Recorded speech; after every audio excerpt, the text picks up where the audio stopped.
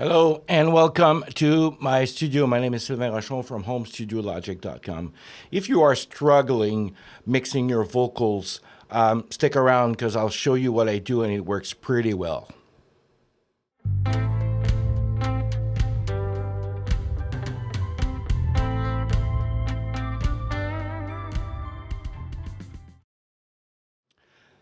All right, I can't emphasize enough on the principles, the basics. If you're struggling when you're mixing your vocals, either it's your vocal or a vocalist that you have recorded, it is very important for you to remember that it starts from the beginning. When you're tracking or recording the vocals, you need to have a good setup and you need to record a good sounding vocal for you not to struggle during mixing time. Does it make sense? Let me show you what I do. This session here, I'm using the Apollo Twin X audio interface. And sorry about that. And it comes with the console. And you need to take the time to set up your audio interface and the way that you record accordingly so that you can control each element of the vocal while you're tracking them. For example, you don't want to have too much eyes because if you have too much eyes, you'll get sibilant, and you want to control maybe the harshness in the eye mids just to make sure it's not too harsh, and you want to make sure also that you don't have any too much of around the 200 to 400 hertz so that the vocal sounds muddy. And you want to control that at the start, so that when you're recording your vocal and you're listening to it, that the raw recording almost sounds, I wouldn't say perfect, but sounds pretty good. And that's what I'm going to show you how I do it. And I'm going to even make you listen to what I'm recording right now, which is raw. Actually, the lead vocal is not fully recorded right now. It's going to be done later on today. But the way that the song sounds right now, I'm pretty much satisfied. And the only thing that I've added to it for my ears and my personal taste, I added a bit of reverb and nothing else. And I would say that, yeah, it does require a bit of EQing, but not much. Anyways, let's go to my console. This is my setup for this microphone here when I'm recording a video. I'm using a 1176 just to make sure that if I talk too loud, it controls the peaks. That's wonderful. And I'm using also a dynamic EQ just to make sure that I've got no unwanted frequencies popping up while I'm talking to you. And this is a setup that I've got for my speaking microphone. Now, when it comes to my singing microphone, what I love about the UAD console is that I do have a setup just when I track my vocals. So if I pop up this console, which I cannot right now because if I do, you won't hear me on. Well, as a matter of fact, let's try it. Okay, so let's do this. I'm just gonna open, and you're gonna lose my voice for a while. Okay, just hold on here. Don't save.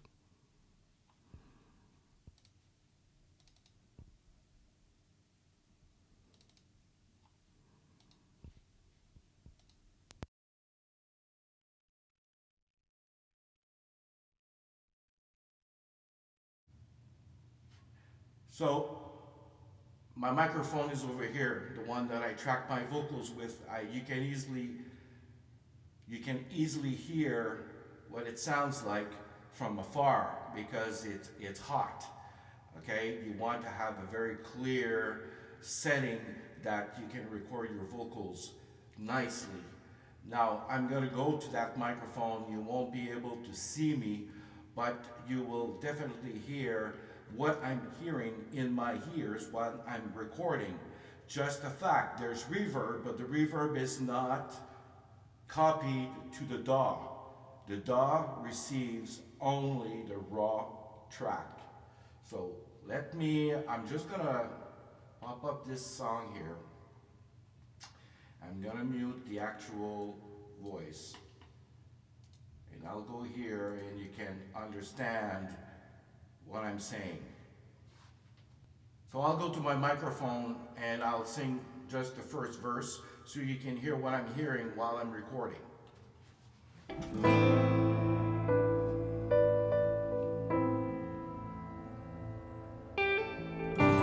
There's so many things I would like to do while sitting around and thinking of you. I know that life. So you're getting the picture that what I'm hearing in my headphones while I'm recording with the reverb gives me feeling if you want to record a good performance. Now, let's go back to the other session where you'll hear me from the right microphone.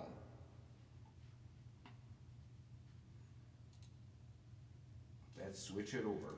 Don't save.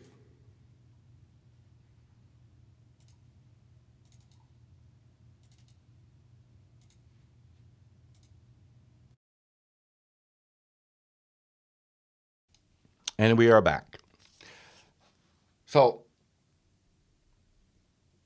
I'm set up so that when I record, I've got some good feelings. It sounds good in my ears, and I can do a good performance on my vocal. And I'll demonstrate what I mean.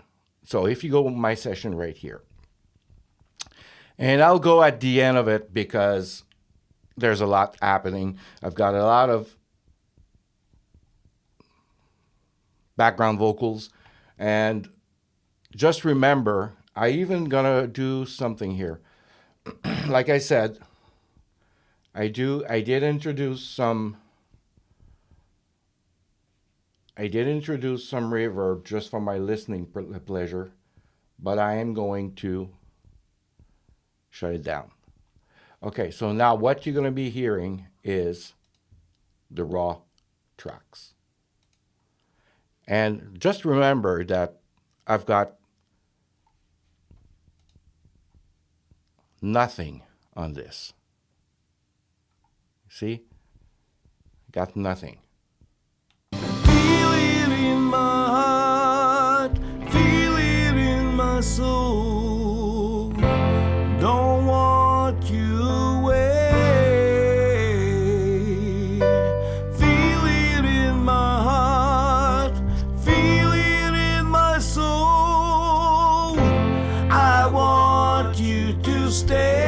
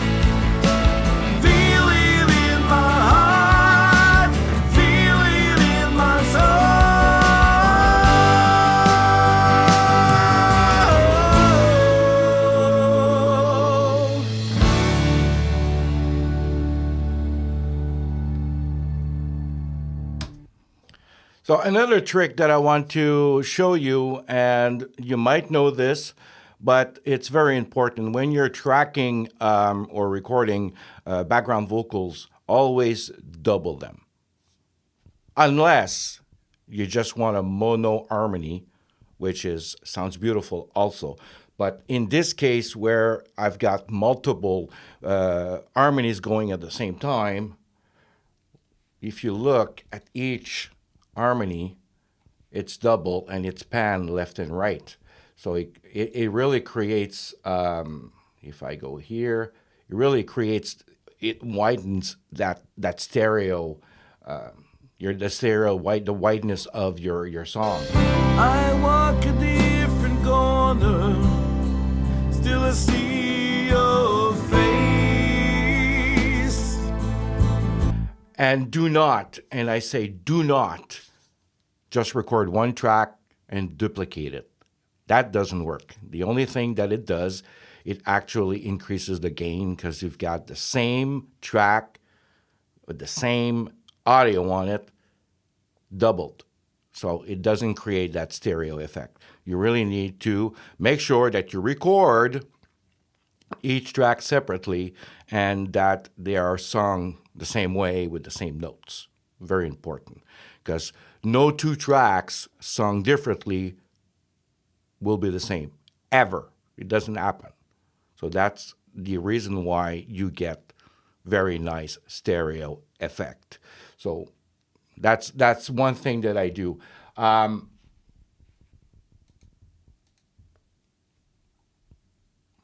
Right here,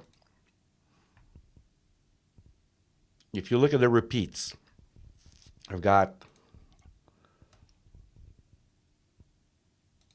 all these tracks here, okay? And they're all doubles. So a low harmony, a medium harmony, there's a high harmony, and the very high harmony that is blended into the mix. And that is what it sounds like by itself.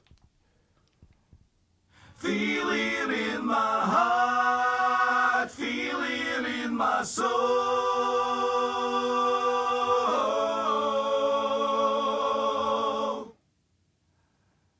Feel it in my heart, feel it in my soul.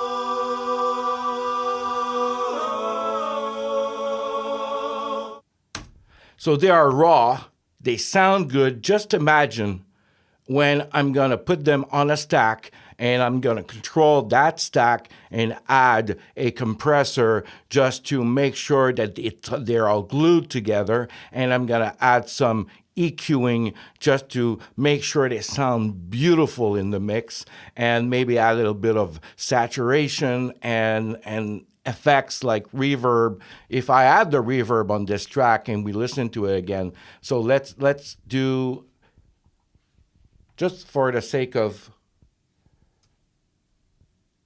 okay, so let's get all the vocals, turn back on that reverb, and remove the solo. And we'll start the song at the same place.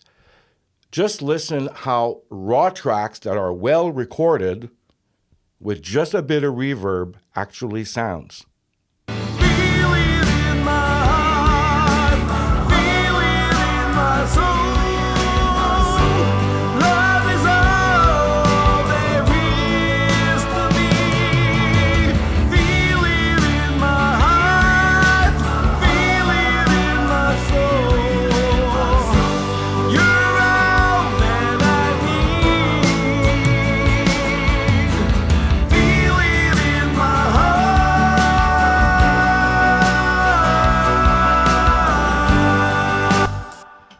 So you get the picture. So I'm telling you, get your recordings well done. Don't skip that section. If you have tracked a vocal and you say, oh, it doesn't, oh, I've got this word is off pitch. Yeah, you can use Melodyne, you can use Flex Pitch, you can use whatever other plugins you may have just to fix that particular word. But sometimes just doing it again, we've got the comp features on our DAWs. Logic, I can just sing that portion and redo that word and just blend it in with the comp. So you've got tools to make it sound right at the start. And this goes for every instrument that you record on your DAW. If you're doing guitars and you made a mistake at one bar, just redo it. Just take the time to redo it. And as for vocal, take the time, whatever tools you're using to record your raw tracks, just take the time to set it up properly. Gain stage, make sure that when you're singing loud, it doesn't overload the system or clip. Make sure that every recorded tracks you do level-wise are perfect. Perfect doesn't exist, but you can be very, very close to perfect. And with our DAWs now, if you're recording a low-level vocal, you can easily gaining up afterwards. You can raise the level very easily. But the fun thing is that the initial raw track is not clipping.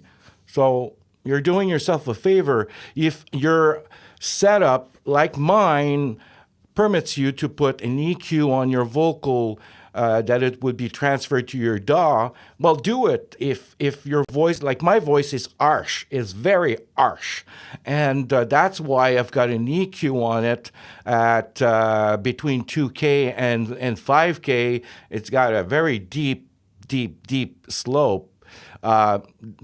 Because if I don't do that, I'll struggle when I do mix my vocal, and I'll have to add EQs, and I'll have to control it, and it's gonna be hell. And I don't want that. I want, when I'm mixing, I want to put myself in a situation where it's gonna be much easier, and doing great recordings will help you achieve great results.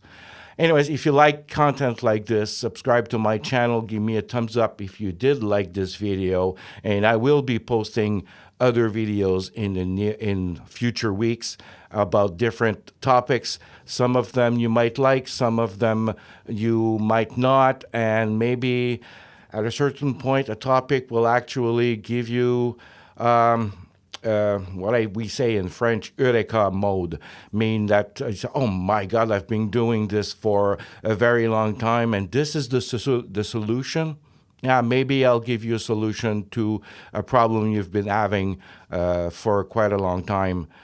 Until then, I wish you well, and thank you very much for watching this video. We'll see you in a week. Take care.